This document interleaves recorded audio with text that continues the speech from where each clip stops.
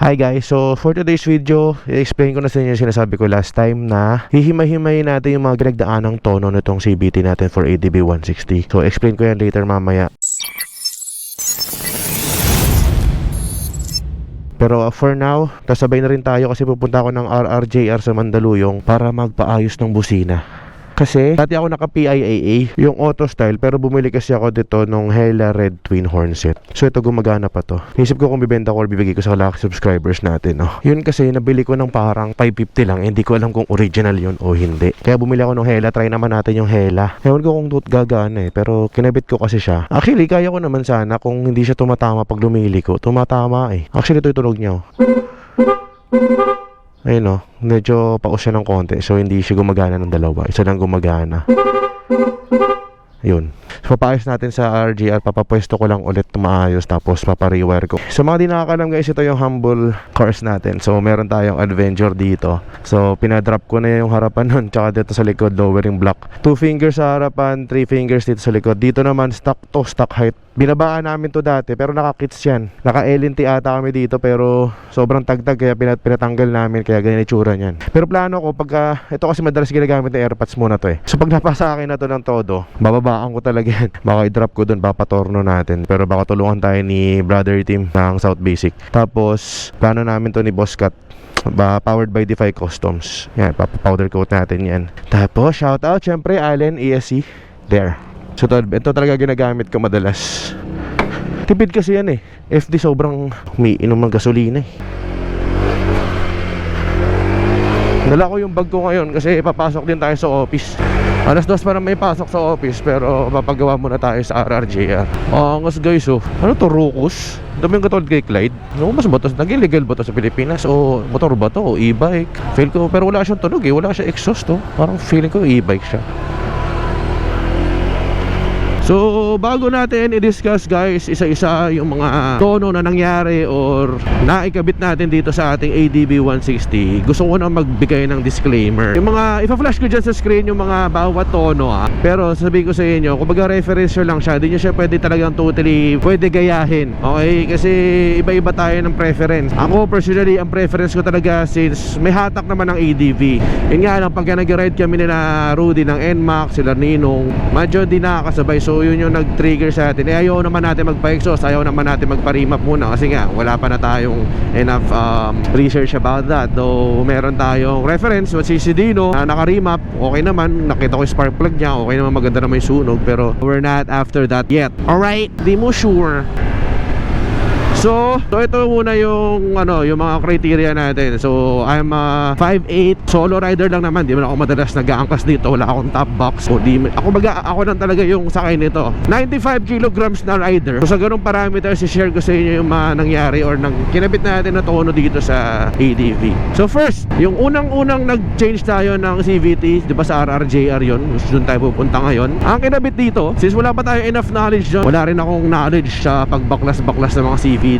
Kasi diba right now, kung nakita nyo sa TikTok ko, ako na gumagawa ng CVT ngayon. Pag may mga gusto akong palitan, pag may mga gusto akong linisin sa CVT, ako na gumagawa. Parang every week ata nga ako nililinis ko CVT ko eh, pag di ako kumpante sa ride. Wait lang grabe lower dito scooter nya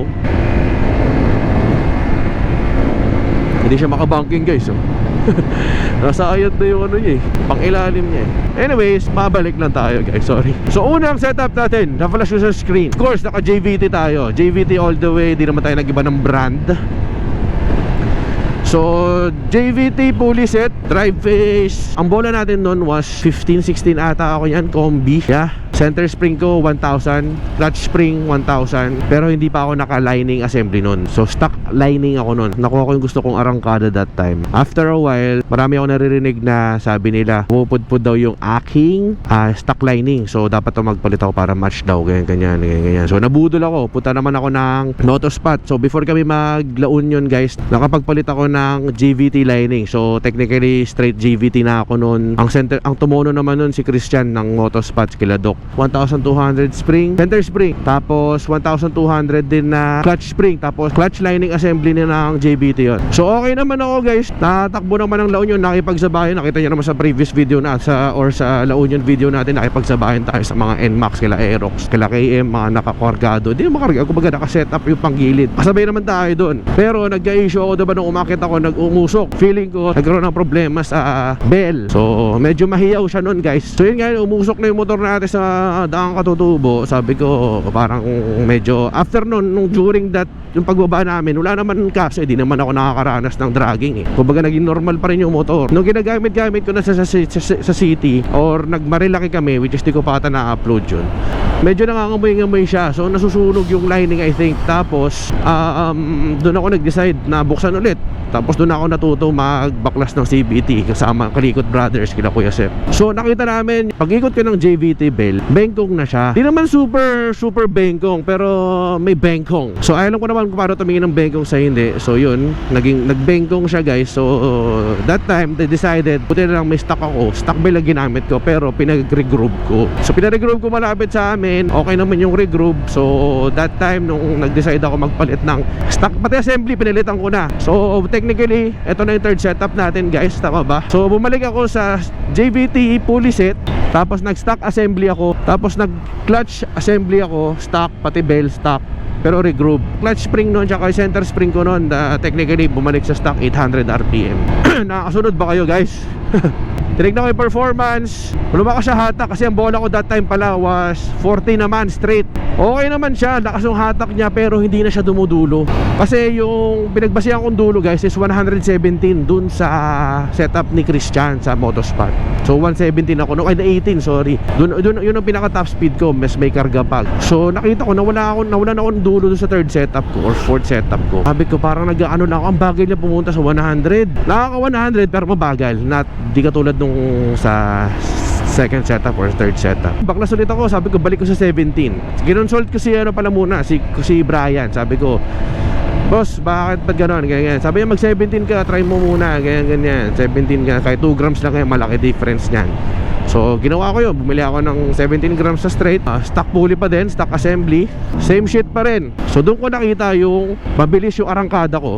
Dumulo ako na ng 121. Nakastock ako hindi ako remap pa. So 121, masaya na ako noon kasi nakakatakot na rin sa scooter yung ganun. Ang akin na para maabot siya. Parang di ba ako contento that time. Tapos sabi ko, tapos nakita ko yung video ni Motobiz na yung mga nilalaro-laro din niya yung yung setup niya sa ADV niya. Tapos nakita ko na pwede palang mag 1,200 center spring kahit naka-stock clutch spring ka, para kasi ang gusto ko guys talaga, dumadamba. Ayoko nung mataas yung RPM. Yung bago umandar mataas RPM, ayoko kasi ng ganun. So kayo, yung iba gusto yung ganun. Ako medyo hindi ko trip yung ganun. So gusto ko kasi dumadamba siya. Gets nyo ba yung dumadamba? Yung konting piga mo pa ng sakla, ramdam mo na umaandar siya. Ayun yung iba kasi mataas RPM bago umandar. So ginawa ko 1,200. Ngayon doon naman hindi ako dumulo. Pero guys, ito disclaimer again. Kumbaga ito lang yung experience ko. Di ko alam kung tama yung mga pinagsasabi ko na dahil ba doon kaya siya ganun. Ano, gets nyo ba? Pero simula na nag 1,200 ako, ang experience ko naman doon, I think pang ilang setup na tayo, nawala na ako pang 5th setup ko, binalitan lang natin 1,200 center spring. Tapos ang experience ko naman doon was bumaba yung top speed niya. Ang bagal niyang mag 110. Ito guys, yung top speed ko pare-pares to ng lugar kung saan ako nagta-top speed para meron tayo reference. So nagano lang ako doon 112.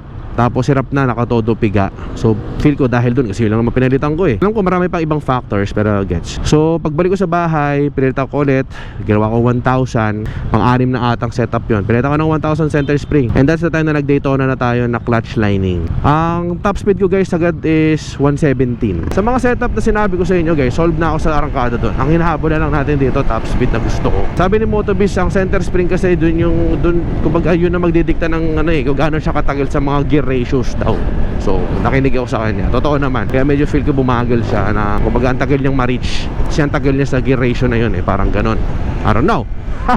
Ngayon ginawa natin, which is ito na, inayos ko ulit kinabukasan pagising ko sa umaga, biyaklas ulit. Ang setup na natin ngayon na umaandar ngayon, balik siya sa 800 RPM center at saka clutch spring sa Daytona na clutch lining. So mamaya check ko yung top speed dito kung ito na talaga yung hinahanap kong sweet spot. So malalaman natin, i-update ko kayo or pakita ko na lang siguro mabilisan na kasi bawal to pakita sa mga over speeding, diba? Wow! Oh, bagay YouTube naman to. Pero sa arangkada guys, mas smooth na. Yun pala, isa sa mga nangyari nung simula na nagpalit tayo ng mga panggilid is tumaas yung ano natin, bumaba yung fuel consumption natin. Ay, tumaas pala. So dati kasi nag-42 ako, ngayon nasa 39 siya. Pretty decent, pero still, diba, mas matipid kaysa sa stock.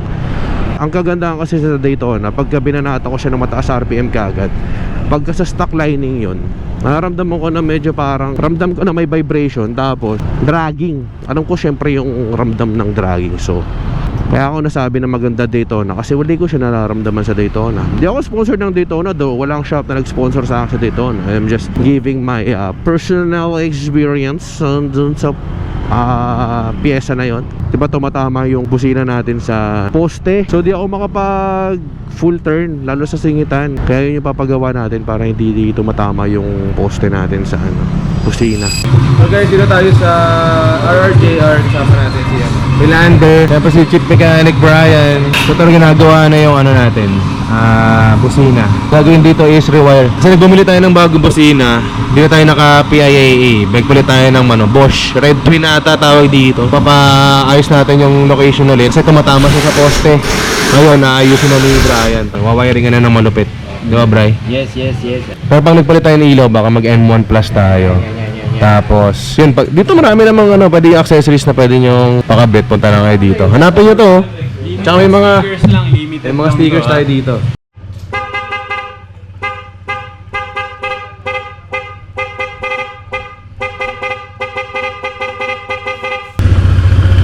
Guys, so tapos na tayo sa ating pinagawa. Big shoutout sa RRJR Plans. Thank you. Next guys, ano tayo? M1 Plus tayo. Palit tayo ng ilaw. Bago tayo siguro mag North Loop, palitan natin tong smoke kasi nakalagay ngayon dito sa atin Bro, na ako. Thank you brother.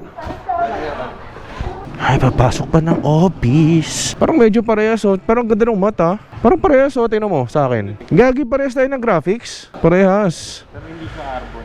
Oo, yung pinagkaiba, hindi lang siya carbon. Pero maangas mo na siyang KRE. Ayan Revenge 2. Naka-Freedcon din siya Ha? Ginaya ng crate. Ganda na yung tsura. Tsaka maganda sa mata, in fairness. Na-appreciate ko yung pagkamat niya. Angas. Tsaka sa aligning sa loob, iba. Alis na tayo guys. Thank you. Diretso pasok na. Siyempre. Diretso pasok. Jerry pasok. 10R. Thank you R. Pre. Okay na, thank you. Thank you, shoutout RRJR Big, thank you. Ngas. Importante, hindi kasi ako mapakali Actually, nakabit ko naman, diba gumagana kanina, pero di ako mapakali sa wiring kasi nga nahuhugot yung terminal. Maganda, pagawa na lang natin sa Kaya ko naman, di tatamad na ako magbaklas sa mga pairing. Ayun, alaman natin, may bangas pala yun. Kaya mag-ingat kayo guys sa pag nagpapabaklas kayo ng mga fairing, lalo sa mga naka-ADB. Napaka-selan, napaka-brittle ng mga fairings natin, yung mga pinagkakabitan ng clip. Clip ba tawag doon? Basta yung mga ngipin yan, medyo brittle yan. So pagka hindi mo ginamitan ng proper tools, wala, mapuputol yan. So better pagka nagpapagawa kayo, bantayan nyo, or dapat meron silang proper tools. Kasi wala magulat ka na lang, sira na. Mga yan, mabibrate yan pagka hindi mo na-clip kasi na maayos, mabibrate. Check nyo din pagka nababalik yung mga clips and screws nyo. May nagkulang sa atin Pabuti na lang. Ayan ang kagandahan kay Brian tsaka dyan sa RRJR. Regardless kung vlogger ka o hindi, pantay-pantay naman sila dyan. Kita mo, nagbabayad nga kami. Pantay-pantay treatment dyan kahit vlogger o hindi. Nakita ko kanina, pagka may mga kulang lang naman ng isang clip, isang screw, tas meron silang available, wala, binibigay naman na nila yan. Yung makikita na maganda yung shop pag ganyan. Siyempre yung customer relationship, binavalue nila. So ngayon, pasok na tayo guys. So abangan nyo guys, bago kami mag North Loop nila roads, magpiprep kami ng mga motor dyan sa RRJR gamit yung